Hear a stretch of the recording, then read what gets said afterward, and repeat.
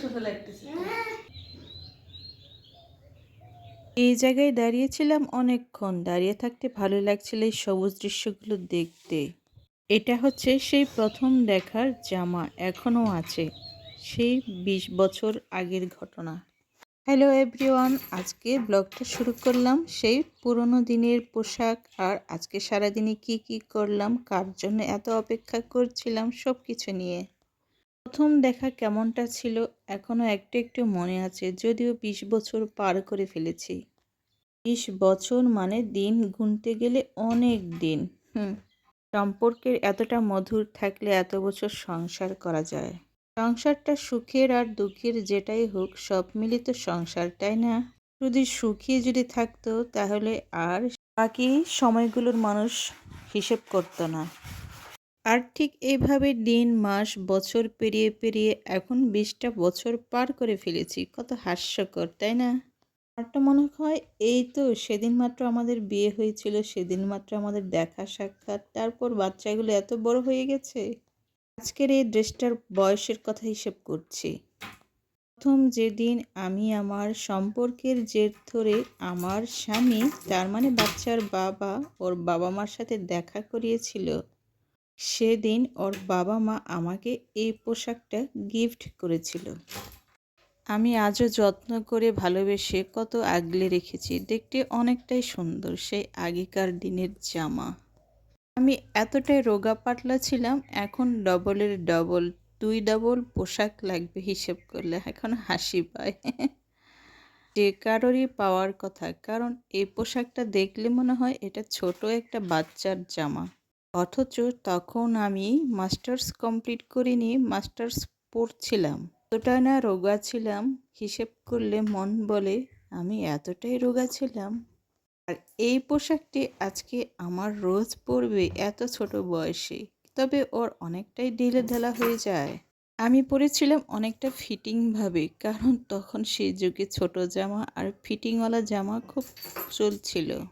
তার মানে সবার ফ্যাশনই ছিল হাঁটুর বরাবর পোশাক পরা, আর এটা আমি হাঁটু বরাবর সেলাই করেছিলাম। বর্তমান যুগে হিসেব করলে এটা তো হাঁটু বরাবর হবেই না, আরও ছোট হয়ে যাবে। আর এখন তো মানুষ সবাই লম্বা পোশাক পরে, এখন দুটোই চলে, যদিও বা পোশাকটি খুঁজে পেয়েছে এতদিন পর বাক্সের ভেতর থেকে।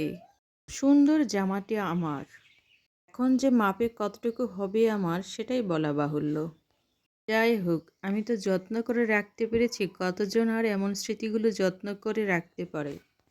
আমার 3 পিসের ডিজাইনটা কিন্তু অনেক সুন্দর ছিল। এই ওড়নাটা আমি আমার শাশুড়িকে ব্যবহার করতে দিয়েছি এতদিনে। শুধু পাজামা আর জামাটি এখনও আছে, ডিজাইনগুলো খুব সুন্দর। এ সময় ২০ বছর আগে কত টাকা নিয়েছিল আমার সে ঠিক ধারণা নেই, তবে অনেক টাকাই নিয়েছে, আমি শুনেছি পরে। কিছুটা ঝড়ি সুতা আর মোটা সুতা দিয়ে, মানে পাতলা সুতা দিয়ে সুন্দরভাবে কারুকাজ করা। ড্রেসটির হাতাতেও অনেক করে সুন্দর করে ডিজাইন ছিল, খুব সুন্দর ঝুরি সুতা দিয়ে, তারপর সুতি সুতা দিয়ে এমব্রয়ডারি করাগুলো। পোশাকটা আজকে সাইজ করে দিচ্ছি আমার প্রিয় রোজের জন্য, সে পরবে, পরে এটা প্রাইভেটে চলে যাবে। তার আগে আমি ভাবলাম এতদিন যেহেতু আমি ব্যবহার করেছিলাম এত বছর আগের, আমি একটু ভাবটা নিয়ে নেই। পোশাকটা আমারই ছিল, তাই না? কত ভালোবেসে যত্ন করে এতদিন ধরে রেখেছি, আর আজকে হঠাৎ করে দেখলাম একটু মজা তো নিবই, তাই না? রোজকে এবার পরিয়ে দেখলাম, রোজ বলল মা গলাটা একটু বেশি বড় হয়ে গেছে। আসলে এটা বড়দের গলা, ছোট বাচ্চার জন্য কি আর হয়? ছোট বাচ্চার গলায় এতটা বড় হয়ে গেছে, দেখতে ভালো লাগছে না। আমি বললাম এটা একটু সাইজ করে ছোট করে দেওয়া যায়, চিন্তা করো না, আমি সিস্টেম করে দেব। বলল তুমি তো ভালোই পারো মা, একটু সিস্টেম করে দাও আমি যাতে পরতে পারি। আমিও পছন্দ হয়েছে তোমার জামাটি, তুমি কি এখন আমাকে এটা পরতে দিবে? কিছুটা হয়েছে, ছোট বাচ্চার গায়ে কেমন যে লাগছে ঢিলা ঢালা, তবে ওই জেদ করেছে পরবেই, ওর এটা খুবই পছন্দ হয়েছে। আজকে যখন ভিডিওগুলো শ্যুট করছিলাম তখন আমার ছোট টুকটুকি ঘুমিয়ে পড়েছে এতক্ষণে, গোসল টোসল করানোর পর নিজে নিজে আরাম করে সে আয়েশ করে ঘুমিয়ে পড়েছে। যেহেতু দুপুরের সময়, দুপুরের সময়টাতে সে প্রতিদিনই একটু আরাম করে ঘুমাই, ছোট বাচ্চা না।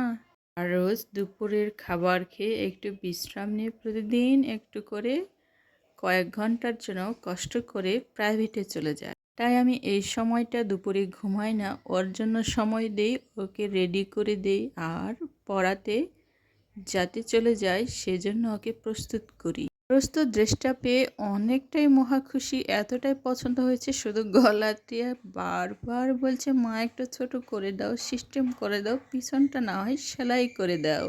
আমি বললাম আজকে হয়তো হবে না মা, কারণ গলা সিস্টেম করতে গেলে সেটা মেশিন দিয়ে করতে হবে, হাত সেলাই দিয়ে আর হবে না, একটু ধৈর্য ধরো, কালকে আমি সুন্দর করে তোমাকে রেডি করে দেবো। শেষে গোসল টোসল করার পর আমি বিকেলের দিকে দুপুরের খাবারটা খেলাম, কারণ আজকেও আমরা বাইরে গিয়েছিলাম। একজনের কাছে দুটো বাচ্চা নিয়ে রাস্তাঘাটে ভ্যানে ওঠা, রাস্তা পারাপার হওয়া আসলে অনেকটাই মুশকিল ব্যাপার। বাসায় আসার পরে অনেকটাই ক্লান্ত মনে হয়, কিছুই করতে ইচ্ছে করে না। তারপরও অনেক কাজ করেছি, কাপড় ধুয়েছি, রান্না করেছি, ঘর দোয়ার সব কিছু পরিষ্কার পরিচ্ছন্ন করে তারপর গোসল করে খেতে বসেছি। তারপর তো আছেই আমার ডেইলি ভ্লগের জন্য ভিডিওগুলো কষ্ট করে হলেও প্রস্তুত করি, কারণ এটা হচ্ছে আমার শখের ভিডিও। আমি আমার ডেইলি ভ্লগে আমার প্রতিদিন জীবনের ছোট ছোট চিত্রগুলি তুলে ধরার চেষ্টা করি, আর এখানে আমি সব কিছু বাক্সে ভরে রাখি। এই দিনগুলো তো আর ফিরে পাবো না, যে দিনগুলো চলে যাচ্ছে এখানে আমি জমা করে রাখছি, যখন মনে পড়বে তখন হয়তো বসে বসে আমি দেখতে পারবো আমি কেমন ছিলাম, বাচ্চাদের সাথে আমার সময়গুলো কেমন ছিল। এইগুলো হচ্ছে একটা মধুর স্মৃতি। মধুর স্মৃতি তো আর এমনি এমনি হয় না, নিজে থেকেও কিছু কিছু জিনিস তৈরি করে নিতে হয়। আজকে খেতে বসে অনেকটাই ঝাল খাচ্ছি, ঝাল খেতে অনেক ভালোই লাগছে, কারণ এই সময়টাতে কেন জানি খুবই ঝাল ভালো লাগছে। আজকে রান্না করেছিলাম লাউ দিয়ে মাংস, তারপরে কি বলে পেঁয়াজের হচ্ছে কচি পাতাগুলো ছোট ছোট আলু দিয়ে ভাজি করেছিলাম, আর কিছু আমার শুটকি আর আলুর চচ্চড়ি। যদিও আজকে আমি ভিডিওগুলো করতে পারিনি, তবে বলে দিলাম আমার প্রিয় বন্ধুদের হয়তো অনেকে জিজ্ঞেস করতে পারে যে কি দিয়ে খাচ্ছেন, কিছুই তো দেখালেন না। আরে আজকে না সময় পাইনি, এতটাই ব্যস্ত, হসপিটালে গিয়েছিলাম, রোজের দাঁতের সমস্যা ছিল, সেগুলো ফিল আপ করলাম। তবে এতদিনে কাজের কাজ হয়েছে, এই সমস্যাগুলো বেশ কিছুদিন ধরে ছিল, আজকে সমাধান করলাম, খুবই ভালো লাগছে। বাচ্চাদের ছোট ছোট জিনিসগুলো আসলে খুবই আমলে নেওয়া ভালো, পরবর্তীতে বড় সমস্যা হয় না। এই যে আমার হচ্ছে চাচকি মাছের চচ্চড়ি। খাবারখানা শেষ করার পর আমি একটু বাইরে আসছি, বাইরের আবহাওয়া খুবই সুন্দর আজকে, কারণ এখন অনেকটাই শীত চলে গেছে বললেই চলে। তারপরে ঘুমালেও একটু পাতলা কম্বল তো দিতেই হয়। এতগুলো কাপড় ধুয়েছি, এনার্জি তো থাকাই লাগে, যার কারণে প্লেট ভর্তি খাবার খেতে হয়। একটা সত্যি কথা বলেই ফেলি, যখন বাচ্চা হয়েছে না প্রথম প্রথম, তখন এত খিদে পেত, খুবই খেতাম ভাত, তার মানে সাদা ভাত। মন জানে মানুষের সামনে বসে খেতে লজ্জা লাগতো, কেউ যদি জিজ্ঞেস করে আপনি এত ভাত খান কেন। যাই হোক, যারা মা তারা এসব দিন পার করেই আসছে। আমি গিয়েছিলাম সবশেষে বাহিরে, আবার সবুজগুলো দেখতে খুবই সুন্দর, আর ছোট ছোট ধানের চারাগুলো অসাধারণ আমার জন্য।